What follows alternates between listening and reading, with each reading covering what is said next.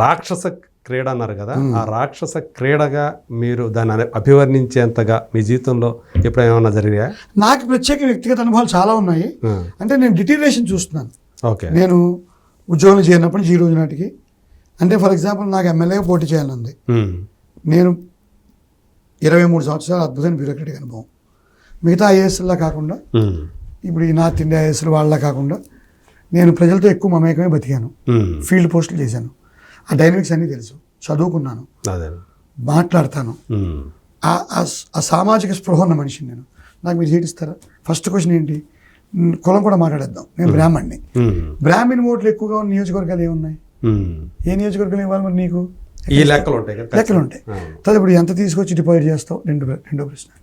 అది బాబు గారు కావచ్చు, జగన్మోహన్ రెడ్డి గారు కావచ్చు, ఎవరైనా, ఎవరు ఎక్సెప్షన్ కాదు దానికి. మరి దాన్ని ఎలా ఛేదించగలుగుతాం అంటే తెలియదు, చూస్తాను. ఏదో మార్గం పవన్ కళ్యాణ్ గారి ప్రస్తావన వచ్చింది కదా, సో పవన్ కళ్యాణ్ గారు ఒక నటుడి నుంచి ఆయన ఒక పార్టీ పెట్టి, అదే జనసేన పార్టీ పెట్టి ఈరోజు మరి ఈ స్థాయిలో అంటే ఒక ఉప ముఖ్యమంత్రి హోదాని చేస్తూ ఆయన పని చేస్తున్న తీరు ఏమనిపిస్తుంది మీకు? అద్భుతం, చాలా ఆర్తి. కానీ ప్రభుత్వంలో చాలా అడ్డంకులు, అవరోధాలు, బడ్జెటరీ కన్స్ట్రెయింట్స్. ఎందుకంటే నేను పనిచేసిన డిపార్ట్మెంట్కి వారు హెడ్. ఇప్పుడు నేను రూరల్ డెవలప్మెంట్ అని నా 23 సంవత్సరాల్లో దగ్గర 18 సంవత్సరాలు రూరల్ డెవలప్మెంట్ అని పనిచేశాను. ఆ శాఖ ఇవాళ అధిపతి. అవును. కన్స్టెన్స్ ఏంటంటే, ఇప్పుడు ఉదాహరణకి ఆయన గ్రామ పంచాయతీలు హెడ్. ఇప్పుడు అవును, పవన్ కళ్యాణ్ గారు ఆయనకి ఇష్టమైన శాఖ పంచాయతీ, గ్రామ పంచాయతీ రాజ్ హెడ్ కదా. గ్రామ పంచాయతీలు చాలా నిరుపయోగంగా ఉంటాయి, విచిత్రంగా, ఆర్థికపరమైన వెసులుబాటు లేకుండా. అవును, ఏది చేయడానికి. ఉదాహరణ కేరళ ఉందనుకోండి. కేరళలో రాష్ట్రం మొత్తం కలిపితే 1000 పంచాయతీలు. ఒక్కో పంచాయతీకి ఆదాయం ఉంటుంది, అధికారులు ఉంటారు. అదొక మోడల్. చదువుకున్న సమాజం కాబట్టి ఆ మోడల్ వర్కౌట్ అయింది. మన దగ్గర వచ్చి 500 మంది, 600 మంది, 1000 మంది ఉన్న పంచాయతీలు కూడా ఉంటాయి. 1000 రూపాయలే వార్షిక ఆదాయం ఉన్న పంచాయతీలు ఉంటాయి. మైనర్ పంచాయతీ అంటారు. కేంద్ర ప్రభుత్వం నుంచి వచ్చే నిధులు ఏ మూలకి సరిపోవు.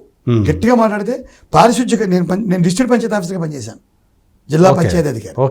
పారిశుద్ధ్య కార్మికులకి జీతాలు ఇవ్వలేని దుస్థితులు ఈ రోజు కూడా ఉందని నేను నమ్ముతున్నాను. గ్రామ పంచాయతీలు చాలా వరకు అలాగే ఉంటాయి. మీరు అందుకే ఏ ఊరు వెళ్ళినా కారణం ఏం లేదండి, మెషినరీ లేదు. నేను మౌలిక సదుపాయాలు మెషిన్, డబ్బు మెన్నన్ మెషినరీ. ఇప్పుడు మీ ఊరు ఉంది, మీరే వేటపాలెం పంచాయతీనా? పంచాయతీ. మరి మీ ఊరు శుభ్రత తొడవాలంటే ఒక 50 మంది కావాలి, మనిషికి 10,000 ఇవ్వాలి, అంటే నెలకు 5 లక్షలు కావాలి. అంత ఆదాయం ఉండదు మీ పంచాయతీకి. అక్కడ వస్తుంది, తగ్గరాదు. కేంద్ర ప్రభుత్వ నిధులు ఈ జీతాలు ఇవ్వడానికి కుదరదు. రోడ్డు వేయడానికో, ఓ బోర్ వేయడానికో, ఓ మంచినీటికో, వీటికి వినియోగించాలని కండిషన్స్ ఉంటాయి.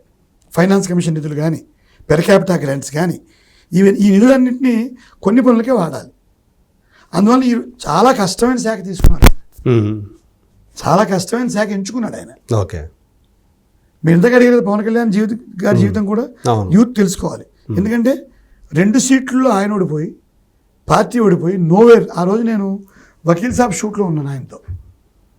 3 రోజులు 4 రోజులు కలిసి పనిచేసాం. ఆ 4 రోజులు మీద బాగా మాట్లాడుకున్నాం. అది సరిగ్గా ఆ టైంలో సినిమా చేస్తాను. అది అయిపోయి తర్వాత ఓడిపోయి 19 ఎలక్షన్ 2021లో, 2019లో కదా అది ఓడిపోయారు. 21లో ఎలక్షన్, వకీల్ సాబ్ 2021లో జరిగిన షూట్. నేను అడిగింది ఇదే, విజయాన్ని ఎవడైనా డీల్ చేస్తాడు, ఓటమిని డీల్ చేసిన వాడే మగాడు. మళ్ళీ మగాడు అంటే ఫెమినిస్టులు వస్తారు, మగాడని కాదు, అదేలేండి, సమర్థుడు సమర్థురాలు అక్కడ, మగాడు ఆడది పోని. ఎవడైతే ఓటమిని డీల్ చేసిన వాడే గొప్పవాడు. సక్సెస్ని నువ్వు డీల్ చేసేదే ఉంది. మంచి వేషం పడి సంక్రాంతికి వస్తున్నావు, ఓ 25,000 పెంచుతారు, 4 గంటలు పిలుస్తారు. నేను డీల్ చేసేదే ఉంది ఇంట్లో. ఓడిపోతే ఓటమిని డీల్ చేసి నెక్స్ట్ మెట్ వేసేవాడే సమర్థుడు, సమర్థురాలు, ప్రయోజకురాలు. ఈ పిల్లలు నేర్చుకోవాలి. ఈ ప్రయోజకత్వం పవన్ కళ్యాణ్ గారిలో టన్నుల కొద్దీ ఉంది. పిల్లలు నేర్చుకోండి, పార్టీలు ఏమైనా కావచ్చు.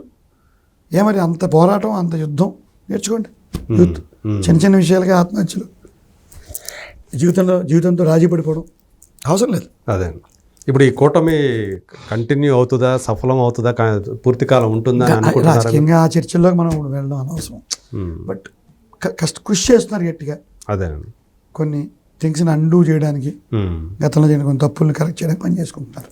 అదే సో రాజకీయంగా అంటే నాకు రాజకీయాలు అంటే ఇష్టమే, కానీ ఇప్పుడు పెద్దగా ఇష్యూస్ మీద అంతా అప్పుడే ఫోకస్ చేయను నేను. బట్ విషయాలన్నీ నాకు అన్నీ అంటే నేను గర్వంగా ఒక మాట చెప్తాను, ఏ ప్రభుత్వం అయినా నన్ను సలహాదారుగా పెట్టుకుంటే గొప్పగా ఉపయోగపడతాను, నటుడిగా ప్రూవ్ చేసి నా అనుభవాన్ని నేను కూడా ఒక మంత్రిగాను, ఎమ్మెల్యేగాను, ఒక ఎమ్మెల్సీగాను సమాజానికి ఇచ్చే ప్రయత్నం అయితే చేస్తాను. ఇప్పుడు నటుడిగా ఉండి అది చేయకూడదు. ఇప్పుడు ఆ 2 పడవల ప్రయాణం ఇప్పుడు నేను చేయదలుచుకోలేదు. ఓకే, క్లియర్గా ఉన్నాను. కానీ ఏదో ఒక ఇంక్లినేషన్ అనేది ఉంటుంది టువర్డ్స్ సమ్ పార్టీ అని.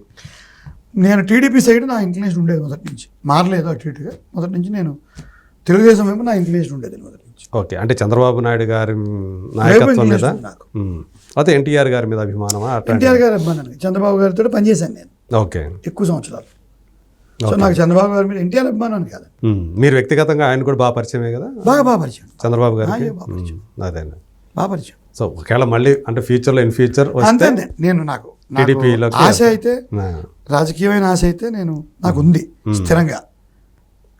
అదే అటు ఇటు వెళ్ళదు. నేను అంటే ఇక్కడ కొంతకాలం ఇది భగవంతుడు ఇచ్చాడు, శివానందమూర్తి గారు ఇచ్చారు, తీసుకున్నాను. జర్నీ బాగుంది, మూవ్ అవుతాను, మూవ్ అనివ్వండి. రైట్ టైం చూసి నేను అటు వెళ్తాను, Visakhapatnam. Okay, nice.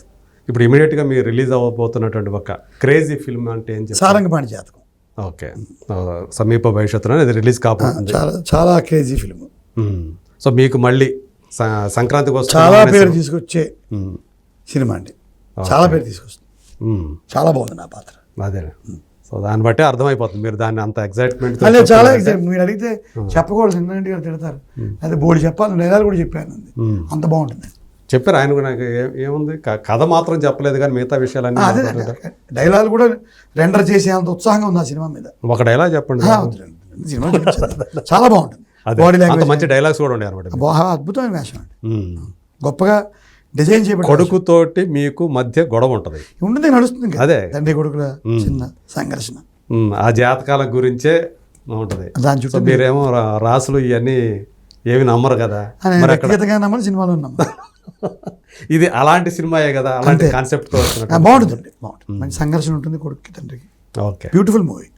Right sir, thank you so much, thank you so much Srinivas గారు. ఇంకా చాలా విషయాలు మనం మాట్లాడుకోవాలి, ప్రాపంచిక విషయాల గురించి మాట్లాడుకోవాలి. సినిమా ప్రాపంచిక విషయాలు వెళ్దాం, సాహిత్యంతో వస్తాను, అప్పుడు చర్చలు చేద్దాం ఖచ్చితంగా. యువకులకి మాత్రం after all tomorrow is yet another day అంతే అనే గాన్ విత్ ద విండ్ నవల్లోని లైన్ నమ్మండి. అంతే, ఎంత మంచి కళ అయినా చేదు కళ అయినా కళ్ళలోనే ఉండిపోము, మేలుకుంటాం, రేపటి కేసు చూస్తాం అనే సిరివెన్నెల గారి మాటను తీసుకోండి. ఆకులు రాలిపోతే చిగురాకులు పుట్టవా అని విశ్వంభర్లో చెప్పిన శ్రీనారాయణ రెడ్డి గారి మాటలను తీసుకోండి. జీవితం సులువు అంటే సులువు, బరువు అంటే బరువు, సులువుగానే భావించండి ఎన్ని కష్టాల్లో ఉన్నా అన్న సిరివెన్నెల గారి మాటలను తీసుకోండి. మనసు కాస్త కలత పడితే మందు ఇమ్మని మరణాన్ని అడక్కోనే సిరివెన్నెల గారి మాటను తీసుకోండి. అన్నీ కోల్పోయినా, సర్వనాశనం అయిపోయినా, దేహం ఉంది, ప్రాణం ఉంది, నెత్తురుంది, సత్తు ఉంది, ఇంతకన్నా సైన్యం ఉండునా అనే మా సిరివెన్నెల గారి మాటలు మరొక్కసారి మన్నం చేసుకోండి. చేరాలా కలల కోట, రణమేరా రాచబాట, there is no short cut for success అనే సిరివెన్నెల గారి మాటల్ని మళ్ళీ మళ్ళీ మన్నం చేసుకోండి. జీవిత పోరాటంలో విజయాలు సాధించండి. ఓడిపోయినా పర్లేదు, మళ్ళీ పరిగెత్తండి. Thank you very much. Thank you sir, thank you so much.